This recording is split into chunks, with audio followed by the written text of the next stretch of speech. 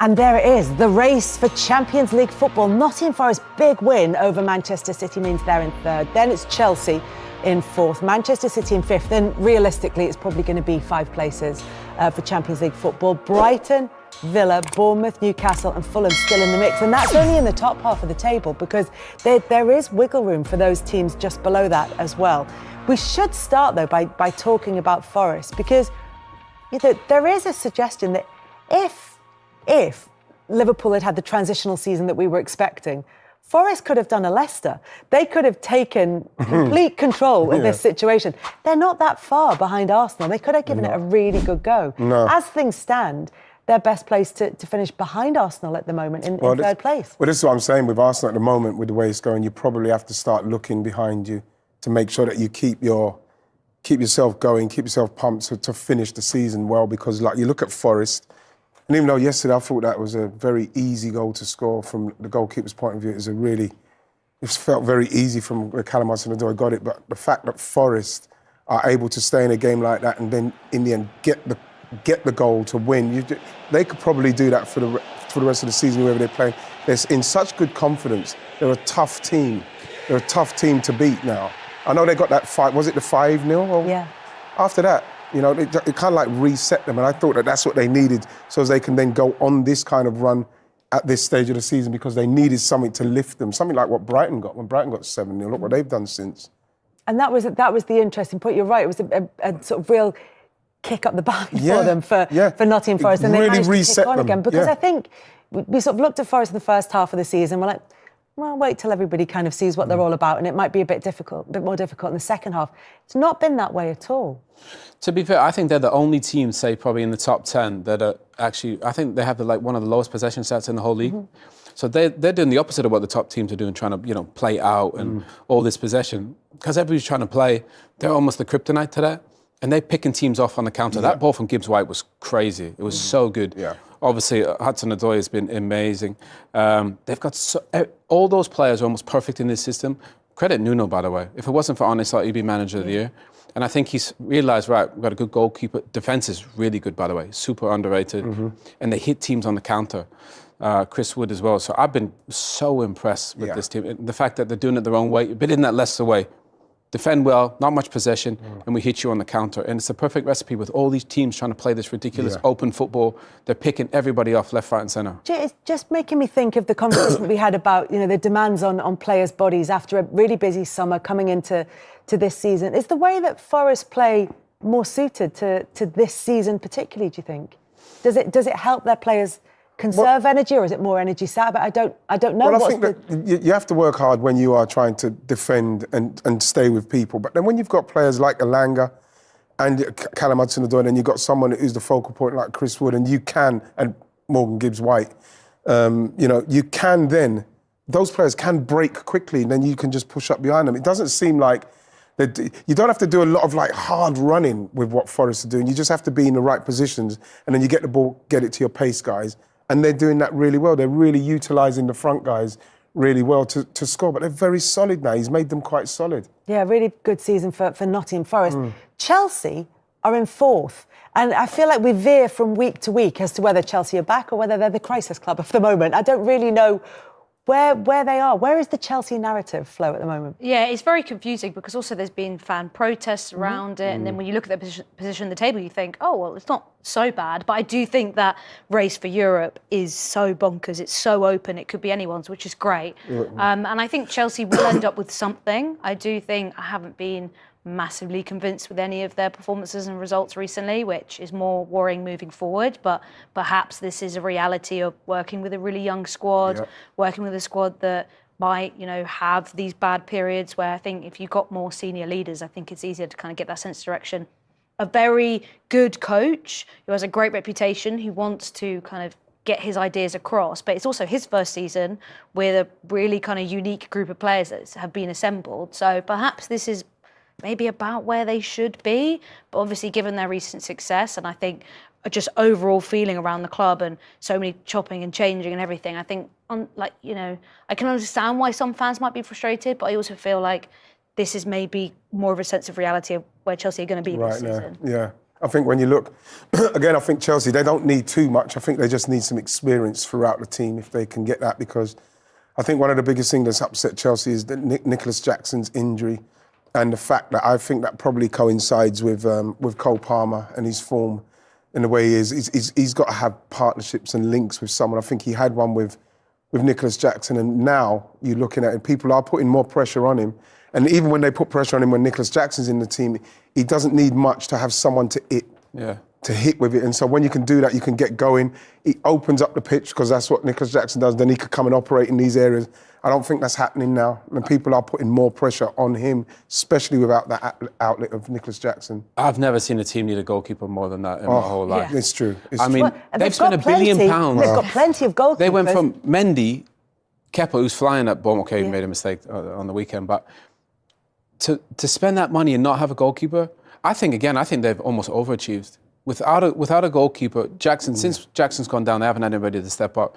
You need a striker and you need a goalkeeper. If they do, their Champions League team easy. Yeah. They really are. But to think you can get into the Champions League in this league with those goalkeepers, no way. No chance. And even before the season started, a lot of people looked at their defence and knew from pre-season this is a defence that leaks a lot of goals. So it's always going to be about how can they outscore other teams. They've never really, I think, looked that solid defensively. But with Cole Palmer, Jackson, they were just creating so many good opportunities and putting teams away, but still conceding. And then that does kind of catch up with the thing as well, Flo, is Fofana. I think Fofana, if he could have... He was good yesterday. Yeah, he was really good. If he can have... They took him off, I think, maybe for precautionary, but if he can have a season where he can stay clear of injuries and they could bring in... I'm not saying... Because I think he could be experienced enough, but bring in experienced players in... Whether it's the defence, like they've done with a Thiago, or just in that squad, around that squad, I think that they would probably manage games easier as well and better. I think Cole Fofana could turn into one of the best partnerships in the league. I really do. With time, I think they're young. I think they're really good. But again, he's had his injuries, only right? He's right, Fofana. But I think Gusto's done really good. Yeah. Obviously, Cucurella is re-emerged. The midfield is pretty solid with Enzo and Caicedo and Cole Palmer. You just need a goalkeeper and you need a striker. And maybe one other winger or attacker, but I do think that this course, I'm sure they'll spend big on both positions this summer. Yeah, and they'll be in that congested market for a striker yes, that everybody is trying to operate in. So then it's Manchester City in the table, but big wins for Brighton and Villa at the weekend. That's kept them both really in the hunt. Brighton seem to have got over that poor run of form that they had for a little while under Fabian Herzl. Villa dipped as well. They managed to get a win, and they managed to do it without their goalkeeper and following the Champions League. It's only their second win after playing in the Champions League in midweek. So are they in the mix? Who's going to knock anyone out of that top five, and who, if anyone, is going to drop out of the top five then? I think Brighton have been interesting. Since, like I say, they got that 7-0. I think they've won 6 games on the spin, 2 of those FA Cup. So they're hitting form at the right time. I think, was it Chelsea, Bournemouth and Fulham? I think the teams that are in and around, they're getting points off of those teams that are in and around where, you're thinking they're almost like 6-pointers. I think that for them to come from that 7-0 to then go on to that kind of run, it's brilliant for them. And you can't write them off.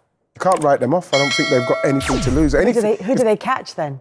Because that's the interesting question. Because if we're saying that Forest would probably be the one that would be least predicted to be in those positions, but they look like the most secure of the teams who are going to finish in the Champions League places. So then it's a Chelsea or a Man City. Chelsea, I think Chelsea have quite. I mean, it's interesting. We looked at we couldn't really look at fixtures from 3 to 9. Yeah. We can't do that for 10 games for the rest of the season. No. But what I'm saying, I think Chelsea have quite tough ones. Yeah, they do. So from that sense, I think Bournemouth have a relative easier run, and I think those positions are all going to change from 3 to 9, right to the end. And Wrighty's right. It comes down to individuals who can grab it. There's a lot of pressure on this getting into the Champions League because it transforms teams. But I think from 3 to 9, literally anything could happen at this point. Newcastle's 9th, and they could go on another run as well with the players that they have. I think there'll also be more pressure on a team like Chelsea heading into the end of the season because it feels like they have to get Champions League football. Financially, everything, that's what they're about. But if you're Forest or you're Bournemouth, the pressure's off. You've got nothing to lose. You can just keep building momentum. I think with Villa it's tricky because I think they've just had such a stop-start season. They've had some injury issues as well. I think for them, I just feel like they need to try and reset and build now. The additions they made in January were crazy. Brilliant. Senzio, Rashford. I mean, clever. I've never seen a better January window ever. And that gives them strength, doesn't it, to maybe compete on all these fronts. But look at that league table. I mean, it's crazy. Yeah, Marcus Rashford is. I mean, he's not scoring goals for Aston Villa, but he's certainly creating them. And then you've got Asensio, who can. They brought on in midweek in Europe and scores the penalty for Villa in a game that wasn't really a 3-1 win, but they managed to get the 3-1 win anyway, which really helps them as far as next week or midweek is I thought the concerned. Brentford game for Villa was a really that was a tricky one, Kels, because like I think. Especially when they come from the Championship, they don't do particularly well, but that is a tough game to go and play. No Emi Martinez. Exactly. Asensio was injured for that one as well. Right, and then, Ollie Watkins does well, he scores the goal and they take it 1-0. Obviously the Champions... they nearly had that second goal as well, which was a really nice goal. Obviously was offside in the end, but I think that was a statement performance of a team that has just been a little bit inconsistent this season. I think they needed that as a confidence boost. Away at team, really good home form as well. And withstanding a little bit of late pressure, I think they were good for that win. Here's the other interesting thing about Villa is that they've now got a relative period of calm because they've got that game, the second leg coming up against Bruges, which they're 3-1 up in. They've got Preston in the FA Cup, then the international break. But they don't play again in the Premier League until the 2nd of April because they would have played against Liverpool and Liverpool's game got moved for the Carabao Cup final. So they've got a couple of games in there to and they've got some players going. coming back as well. Onana, Kamara coming back. They've got some players coming back. Yeah, and Unai's experience.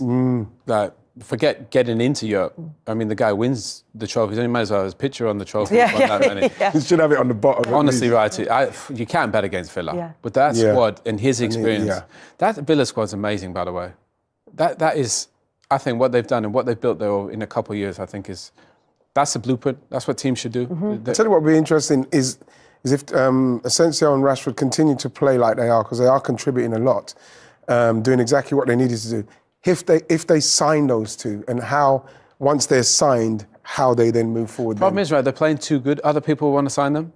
I reckon Asensio's playing so well, I bet Mikel's thinking, I should have done that. Do you know what I mean? You get him on loan from, PSG, and then Marcus looks the same. Everybody else will be going, we'll have a little bit of that as well. Everybody's waiting to see who's going to take them. Well, I'm not sure, but brilliant for them too. Brilliant for them too. Yeah. We've got some games coming up. We've got some difficult games coming up for Villa, but it's going to be, they do have that period to try and reset. It's just going to be absolutely fascinating until we get to see how that, like you said, it feels like it could change at any time because they're all playing each other as well. Chelsea's fixtures you talked about, they're going to play a lot of the teams in the top half of the table. There's no easy run-ins. And then you've got, as you say, someone like Bournemouth, who again have a model that isn't quite the same, but feels in that Brighton, Brentford sort of mould. There's a very definite way of playing football. And they bring players through and develop them. And suddenly you have like a Kirkes or they should have won yesterday. They absolutely hammered them.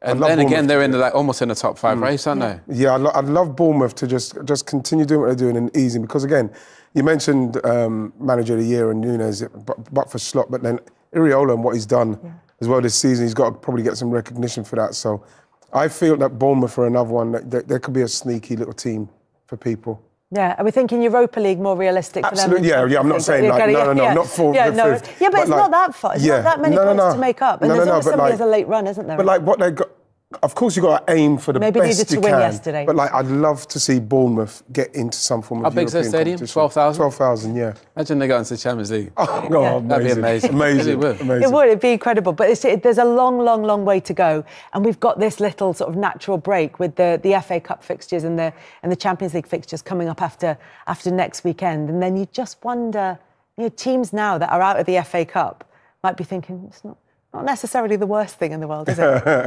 They have a little rest. So we're thinking, as things stand, is it the 5 who are there? If you had to say right now how the top 5 is going to finish in whatever order, who do you think is going to be qualifying for the Champions League next season? Well, I think, obviously Liverpool. I think Arsenal will.